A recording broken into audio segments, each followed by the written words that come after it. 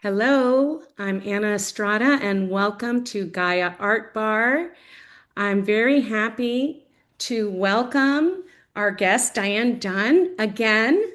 Thank you for joining us again, Diane. And Yes, my pleasure. Diane Dunn lives in Pisac, Peru, and she is the author of 4 books. Tell us about these different styles of writing that you've explored, Diane, in your books. The first one was really my story of how I got to Peru. I guess you would say, and then all the magical things that happened before, that led me there, and um, and it was a while, it was a goodly while really between when I wrote that and then when it was published, and then also when I got inspired to write the second one, which was about the Munaiki rites there, which are 9 energy transmissions, which I learned after studying with my first teachers of the Andean tradition. And they were fairly new at the time that I was writing it, and I had been teaching them, and it was also a very amazing experience. And I thought, like, okay, I want to write about the rights, but the way that I always write is really storytelling. And I had Munaiki, the Quechua word, means I love you. And these rites for me were really transmissions of love, Mm-hmm. the energy of love. And so it just happened that I received those rites initially, or heard about the Munaiki rites, just before I met my husband, Christer, literally a week before he came to Peru with a group from Sweden. And so it was easy for me to include the stories in it. That's why it's called the Magic of the Moon Nike, a love story, because it was also about the story of me and Krister. But Mm. right, we had a plan to go to Florida for my mom's 90th birthday, and I had written, like, say, 3/4 of the book already. And I felt like it was time to pause. And I even said to Krista, I'm going to wait to write these last couple of chapters because I think they need to include something that hasn't happened yet.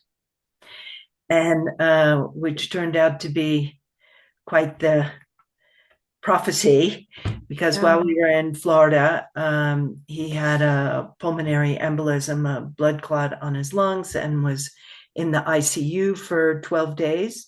And then I assisted him to cross over by taking him off uh, his life support, which was incredible, beautiful, life-changing experience. Wow. Probably, well, without a doubt, the most unconditionally loving thing I've ever done. Um, and so the focus of the book changed a little. And my dear friend Wendy, who's assisted me with all of my books, um, and I worked on, we went back to the original chapter, so kind of more setting up the story of what happened when he was So in the then your hospital. love story, your personal love story was woven throughout the book as you were sharing about these rites, this initiation that you offered in the Andes Mountains, because I actually attended one of the retreats that you did there, I think in 2008. Uh, And so it was really powerful and amazing, an amazing experience. But I'm so sorry that that happened. Um, And I also remember when that happened, when Krista was in the hospital and the shock of it. It must have been so shocking and a trauma for you to have that experience. And so how was, you said that he was in the ICU, he was on life support, and then you had to make that decision with him, as I understand, to remove him from the life support and assist him to cross over. So can you share with us a little bit more about how that happened and how you came to include that in the book? Well, because I had met Krista right or just before I started teaching the Moonarchy, he and I did those workshops together.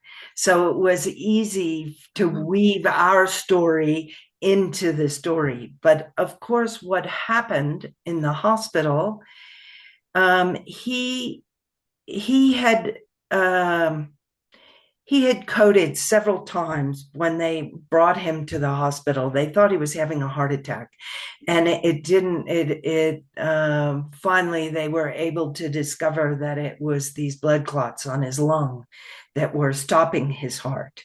But he had passed quite a bit of time without oxygen to the brain. And whereas other organs can be revived, the brain, once it's been damaged, is very difficult to come back. And so he was in a semi coma. So he woke up, he opened his eyes. I could speak to him. He responded when I spoke to him by blinking his eyes. So I was able to make the decision with him. And I was very clear that he wanted me to help him cross over. Mm. And of course all the different doctors, because I think we had 8 different doctors checking in on him, especially the neurologist, said it was highly unlikely that he was ever going to Was regain full there consciousness. actual activity in the brain? Or, I mean, um, do you feel like he recognized you, like he could see you? Oh, he definitely recognized me, not just me, because Okay. his children were in Sweden, and I remember setting up a phone call with them, and he was responding again with his eyes and by moving his head. That was the only thing he could move. The rest of his body didn't move. Wow. But it was very clear that he was and when I asked him about whether he wanted me to he had a breathing tube, and if he wanted me to remove the breathing tube, and he blinked his eyes, and I said, okay, I just want to make sure that you're understanding me clearly. If you want me to remove the tube, blink twice. And then he blinked his eyes twice. Wow. So it was very clear. And I would say, knowing him in the time that I knew him, I knew he wasn't the kind of person, me or him, that would have wanted to be kept alive on a machine. So it was shocking. I mean, what I can say, just because he was only 62 at the time. We had been together for 4 years, and it was like a really beautiful, magical love story that was happening. And I couldn't believe that. No, it can't be ending now. But this was the Oh thing, my gosh. and it's 13 years ago. But it was the most powerful, life-changing thing that I've I've been through. And we had a very deep connection with each other for a good full year. I felt his presence here. And which is how the third book um, got created in the end. Really, he told me from the other side that he wanted our story to be a movie, a film. So then I had to learn how to write a film script, which was a whole saga that lasted many years and many drafts, and ended up getting put in into a novel form. So then the third book was a novel, and then you did the Pearl Uh, book, uh, Pearls of Light. Yes, that's what they're Pearls called. of Light. Okay. And They're all different. They're all yes, and I different. would say there were many years in between all four Okay. of them. Um, and and this is maybe I remember when I went on a writer's retreat when I was working on the screenplay, and most of the people there were writers. But I I don't think of myself primarily as a writer, or I certainly didn't have an interest in writing more than this screenplay. I was very focused only on this story, and I feel like good friends of mine and a local shaman here had suggested to me recently that it was time for me to write another book. But I keep saying no. I don't have anything to say, anything new to say. And sometimes, of course, I have a few new things to say, and I write little essays. But a book is another thing. And these four were all, I felt very called to write each one for their own reason, not because I think of myself as a writer and every few years I need to write something. Right. So it was a calling. You really felt guidance to do this. So do For you feel sure. like the book, and we talked about, and I remember talking about this in one of your retreats, that, this idea of that we're living in different timelines and the book exists in an already. The book's already been written because past, present, and future are happening at the same time. And I remember one of the exercises was to kind of like throw out a net and then call back your creation to you in this present moment. And so I feel like that's such a beautiful way to create in like co-creation with the art itself. But I want to go back a little bit to what happened with Krister and the way you talk about it. Um, obviously, a lot of healing has occurred because I'm sure when it was happening, it was devastating. And so, do you feel like the process of writing the book and that feeling that you were being called and that you were co-creating, even with Krister, um, that it was just a process that really helped with your healing. It helped you to understand. It helped you to accept certain things that may have been a challenge to accept. Like you were saying, he was only 62. You had only been together a few years, and this happens. It's hard to accept. Um, yes and no. And I would say that it was shocking to me. And of course, I was sad to not have him anymore on this plane in this life with me. But the experience that I had with him in the hospital in those days, and then the ceremony that we did like a sort of ritual ceremony, which actually had a lot of elements of our wedding ceremony in it, and letting him go that way, it just brought me to another level of consciousness. That's the only way I can explain it. And Mm. I wasn't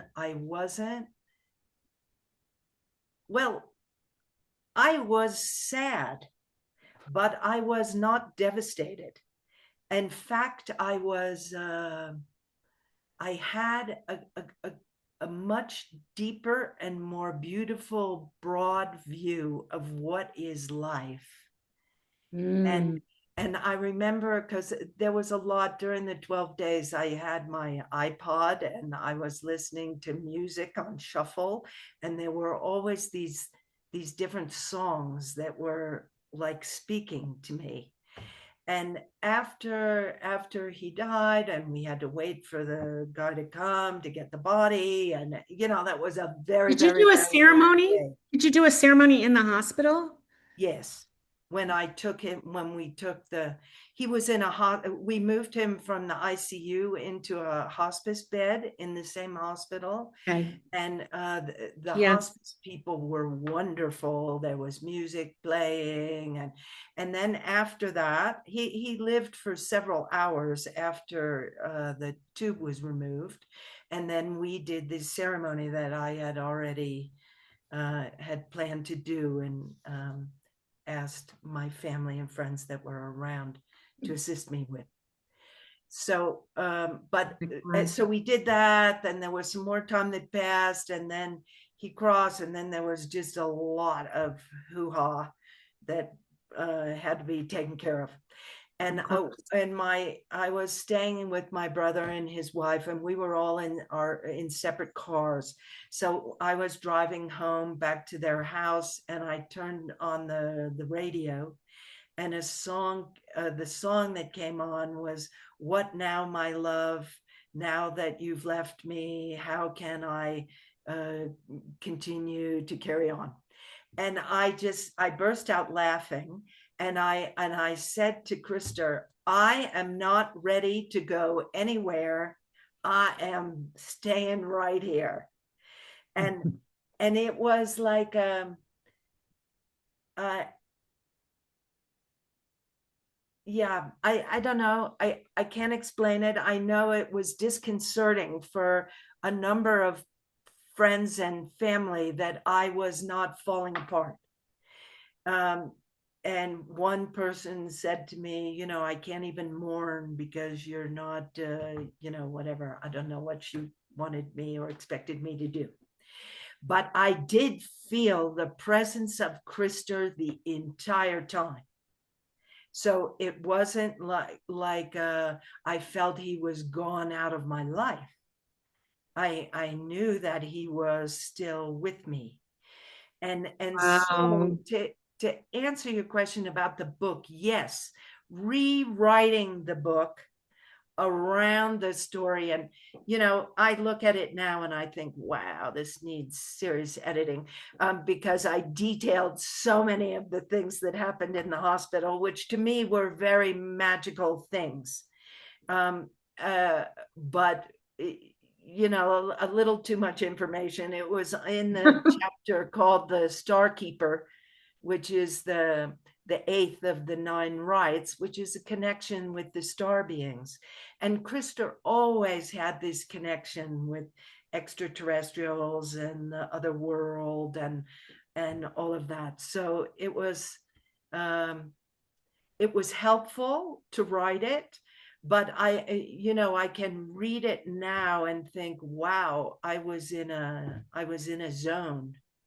Like I Like was. an altered state, like Yes. that happens too. Like when something really intense like that's going on and you have to be present, you have to be present and you receive so much, you do receive support.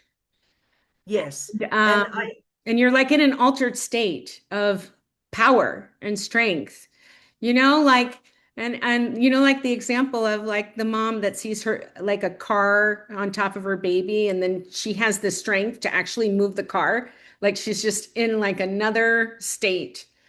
And that's what happens when like, when you go through something like that with your love, with somebody you love, but consciously, like you're not checking out. When you stay present, you receive this supernatural support. yes, Yeah. and I felt the whole time in the hospital I was receiving that. I was in what I describe as a hyper present. Yeah. I mean, I was so present that it's like you notice everything, and there was so much love that I felt. Uh, Wow. from the doctors, from the nurses, from the other patients that were in there, from everyone I encountered. It was like, um, well, there was 1 or 2 days that were a little tough. But most of the time, I felt like really I was floating in so much support. Yeah. And so, but anyway, the downside of all that was that I really idealized the relationship that we had and that we were going to continue to have with him on the other side. And so it wasn't until right before the book was about to be published. So the final version was in, it had been checked and, ready to go up. I discovered some things um, with that were in Krista's computer, and then like a whole other side of what I do believe very, very strongly, maybe even the whole purpose that Krista and I came together in this life was to discover that things aren't always as ideal as you think they are. And then what happens when you find out they're not. Mm. And so really that's the story of the third book, is that that whole process of And so then that's when you start moved into the script, correct? the film script. Yes, because he asked me, after we worked through all the discoveries and the disappointments and the anger and the recognizing the humanness of both of us, uh, that he said, I want you to make a film about this story, our story. And And so you were I still was, feeling him very present with you at that time. yes, yes, because he was with me the whole time that I was working through all the issues that I had discovered. And then I think, like, why is he asking me to do a film? I don't know how to make a film. I don't know how to write a story. But and I worked on that on and off for a period of 10 years, that story. And during those 10 years and all the different, because the more drafts, the more I learned about screenwriting, and the more drafts we did, the less it was really about me, and the more that it was about these two characters. And and I would say that through that process I was able to go even deeper into the the the knowing that death doesn't end a relationship, and that people don't betray you, Right. that they do things for their own reasons and their own path, and they are not doing it to you. And of course, whatever people that are important in our lives, when their actions affect us, they do, but they're not doing it to us. They're doing their own. And this was Yeah, that. like lots of times in therapies and things like that, they're saying, well, they're doing the best they can based on, the capacity that they have. And, that's always part of the healing process. Um, kind of moving beyond deep suffering that that assists us to kind of move beyond that. And that kind of gets to part of what I'm working with now, because I'm teaching a course called Memoirs Medicine. And a lot of it is about, bringing these stories to the altar, just putting it out there and finding healing through sharing the story, through understanding the story, and finding some detachment that we're no longer so emotionally entangled in the story, and we can move beyond it. We can let it go, you know? And so now, do you think that when you started moving into fictionalizing the story, you were saying that the characters kind of took on a life of their own? And so it seems like when you're creating these characters, any writer that's moving into fiction, that can be part of detaching a bit from the just like that personal suffering, to being able to move into more of a witness or observing kind of space and have a little more clarity, beyond It, the emotion. it certainly helped me to see what was important from a story as opposed to what happened in real life to me.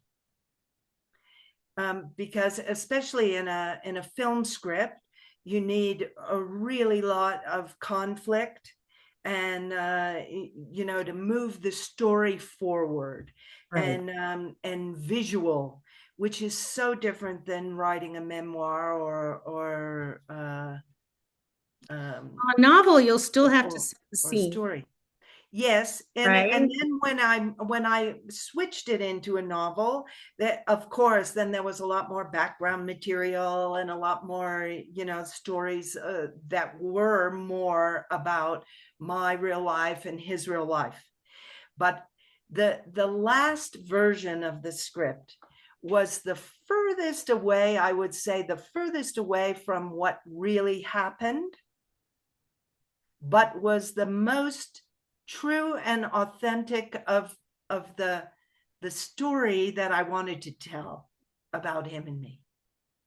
And in that sense, yes, because it didn't it didn't have to be what had actually happened between him and me, but what we learned, how what I learned, and what I wanted readers and viewers to know from what I had learned.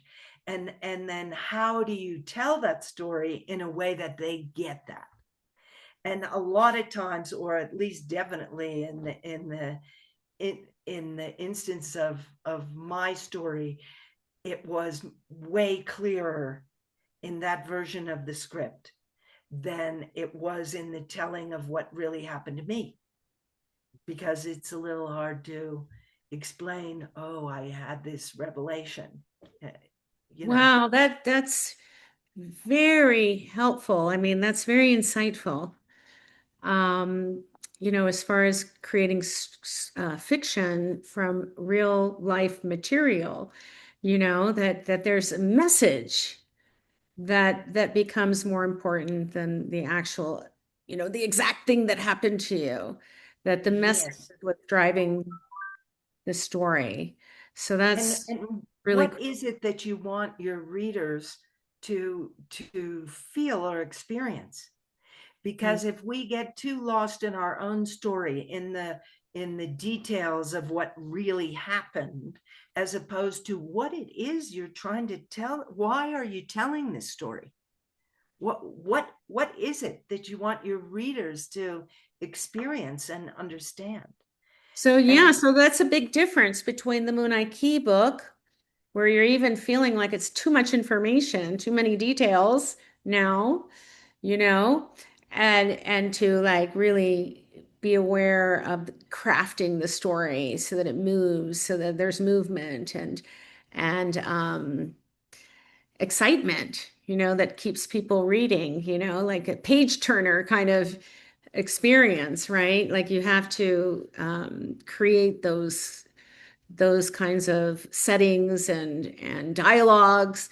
Now, the difference between a script and a book is or a novel is always like I always enjoy reading a novel. Like when you read the novel, when you have a beloved novel and then you see the movie, it just never adds up, you know? Because in the novel form, you can really reveal the interior life of the character, as opposed to like in the film, you know, you are definitely dependent on the skills of the actor to portray those kinds of feelings in their acting.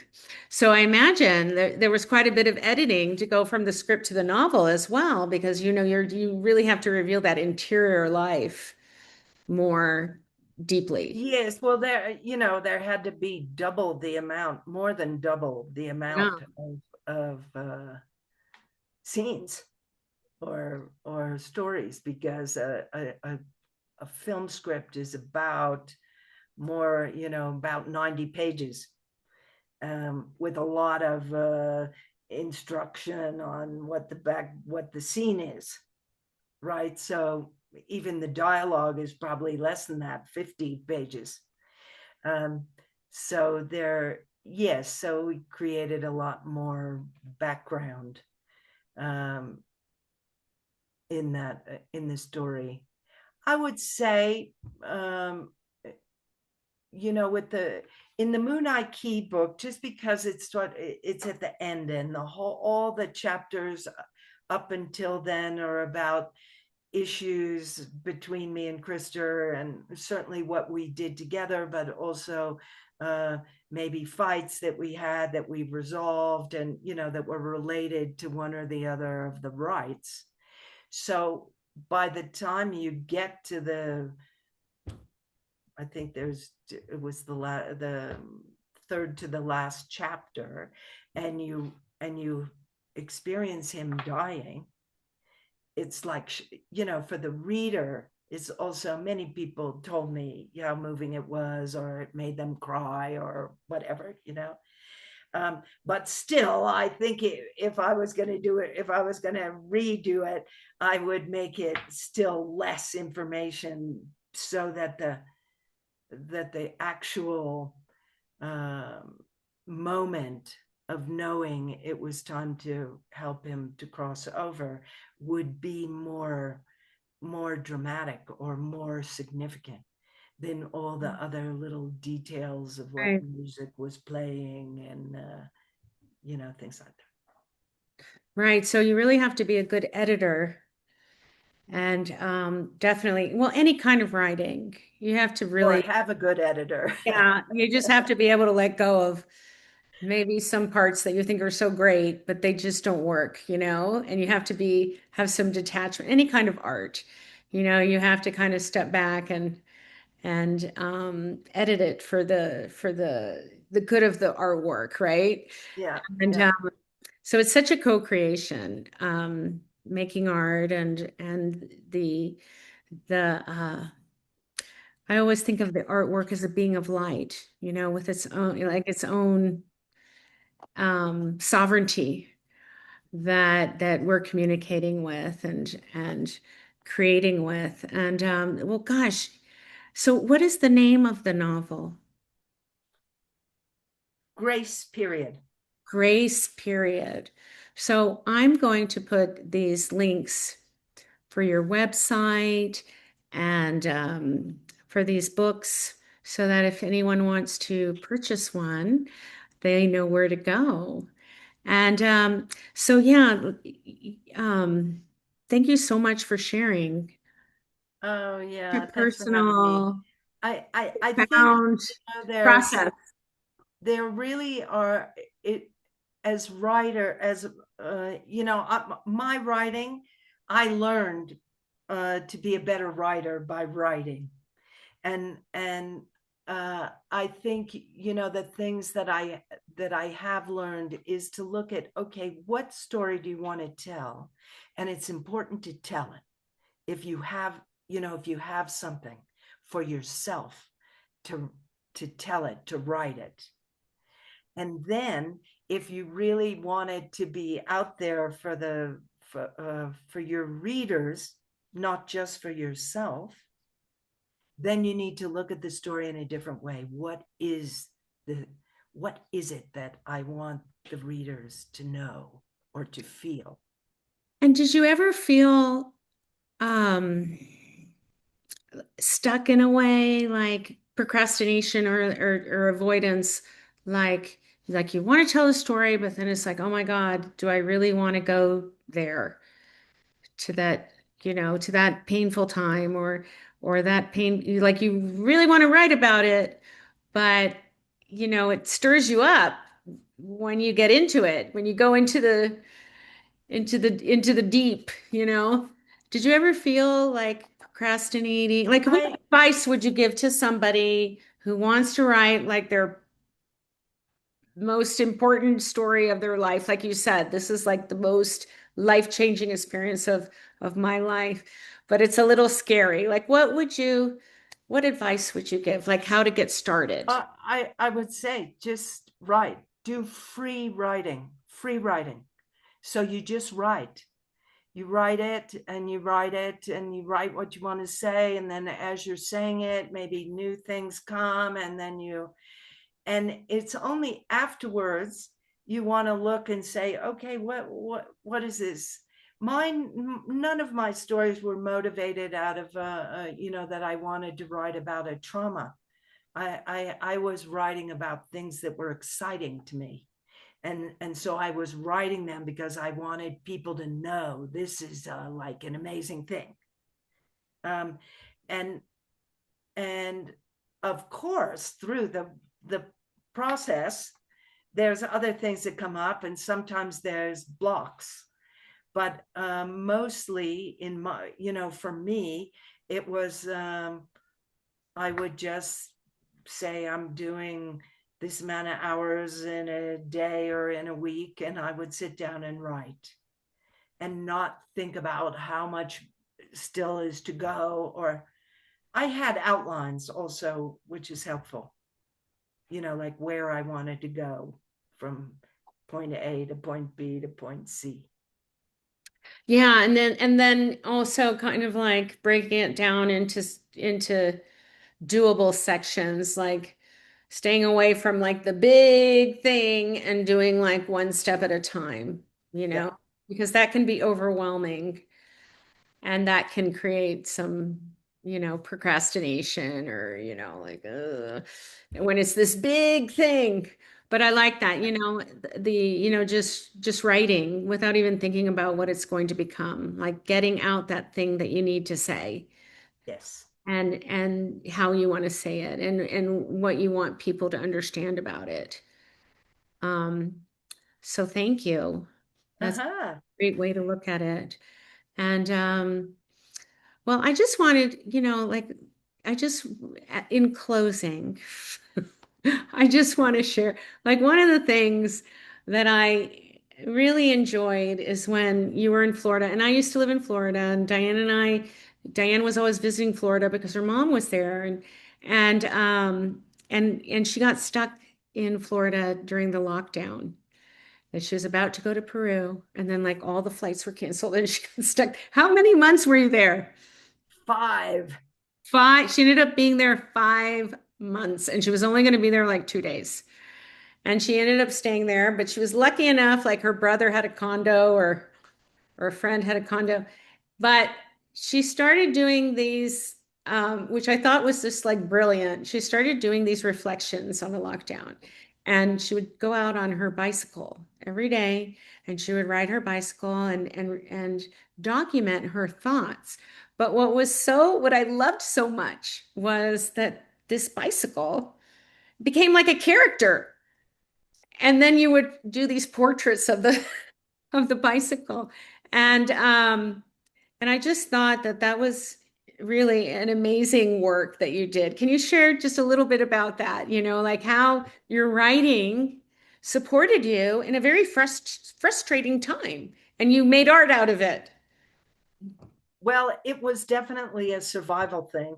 The first 6 weeks I was at my brother's house before I was able to move into the condo where I was, had my own space.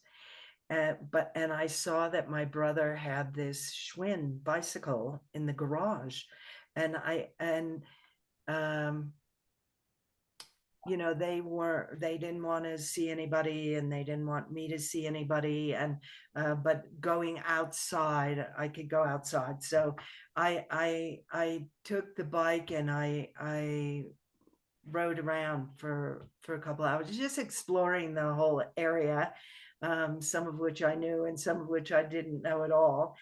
And then I would sit somewhere and journal. And then I started taking, as you said, like I started just taking a picture of where I was when I was riding the thing, but always with the bike in the photo. And it those articles are also available on my website for anybody that wants to read them. But it was definitely for me the way that I survived that period, because of course at the beginning it was like the borders were going to be closed for 2 weeks, and then they announced that they were going to be closed for 2 more weeks, and then that was like, that was going to be closed for 2 more weeks, and then I thought, okay, this is not ending, and and Yeah. so that's when I took some decisions to And do I loved something. it because at first it was like, okay, I'm going on this bicycle. And then it was like, Schwinn. And then you started calling him Schwinn. And then you're like, Schwinn wanted to take a right, or Schwinn wanted to go here. And then it was like, my trusted Schwinn. And then by the end, it was like, I have to say goodbye to my beloved Schwinn. I Just know, and it so, was so sad. I did get another bike at the new place, but it just wasn't the same as Schwinn. I loved that. yeah, yeah, that was really, I love that. So I'll put a link to, that should be a book because that was really cool. But so anyway, well, thank you, Diane. Thank you so much for sharing so much and sharing such a powerful story and for being the writer that you are and the being of light that you are. So thank you for joining us, and I hope Thank you'll you, come Ellen. again. Yeah, anytime. It's always a pleasure. All right. Align Okay. with the divinity that is you. Yeah. Thank you.